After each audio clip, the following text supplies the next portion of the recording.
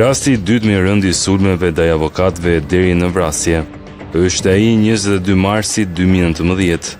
Avokati Ravik Gurra u vra në një lokal në qendër të qytetit të Elbasanit, ku ishte ulur për të pirë kafe.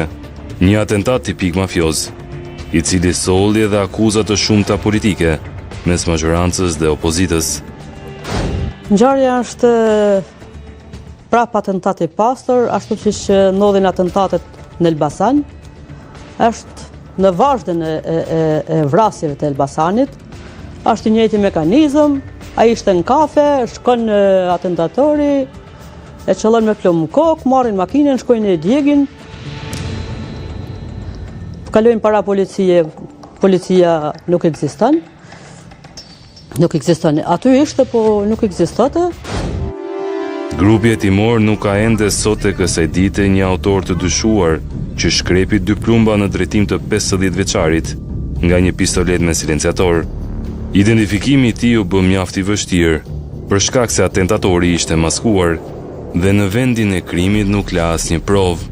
Më pas ai u largua me shpejtësi, ku pak metra më tutje e priste një tjetër person me makinë.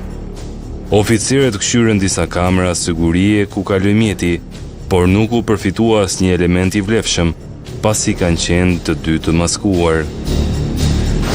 Te historia e Ravikut, realisht mund të thuhet se ai ishte mbrojtësi i qapjave, mbrojtësi shullazit dhe i eksponentëve që ishin në grupi i shullazit, edhe disa elementëve të tjerë. Por në vrasja në Elbasan, dhe duke qenë ai vetë në Elbasan, nuk mund të përjashtosh nga pjesa e vrasjeve që kanë ndodhur për vite me radhë në Elbasan. Autorët janë kujdesur që edhe në makinën me të cilën u larguan nga vendngjarja mos të linin gjurmë. Mjetin e dogjën në fshatin Bratashesh dhe nga kqyrja paraprak e tij nuk u gjet asnjë provë.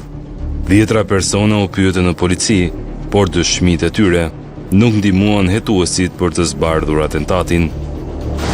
Por ka nëse e kujton, ka edhe diçka shumë të rëndësishme realisht vrasja e Ravikut.